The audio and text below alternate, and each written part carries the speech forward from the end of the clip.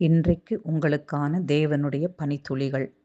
சங்கீத புஸ்தகம் 115வது அதிகாரம் 17 மற்றும் 18 வசனங்கள். மரித்தவர்களும் மௌனத்தில் இறங்குகிற அனைவரும் தேவனை துதியார்கள். நாமோ இது முதல் என்றென்றைக்கும் தேவனை ஸ்தோத்தரிப்போம். அல்லேலூயா.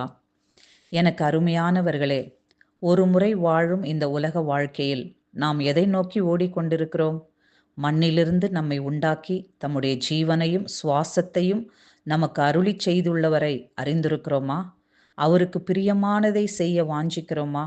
அதுதான் அவரை மகிமைப்படுத்துவதும் அவரை துதிப்பதும் பிரியமானவர்களே. மாறாக மண்ணிலிருந்து எடுக்கப்பட்ட நாம் இன்னும் மண்ணுக்குரிய சுவாபத்தோடு அழிந்து போகக்கூடியவைகளுக்கே நம்முடைய காலங்களை செலவழித்து கொண்டிருக்கிறோமா? நம்முடைய ஜீவன் சரீரத்தை விட்டு இளைப்பாறுதலுக்குள் பிரவேசித்த பிறகு நாம் தேவனை துதிக்க முடியாது. அவருக்கு சித்தமானதை நாம் செய்ய முடியாது. ஆகையால் பிரியமானவர்களே, தேவன் தயவாய் கொடுத்துள்ள இந்த ஜீவனுள்ள வாழ்வில் நம்மை உண்டாக்கினவரை அறியவும் அவருக்கு சித்தமானதை செய்யவும் இன்று நம்மை ஒப்பு கொடுப்போம். ஆமேன். God bless you all.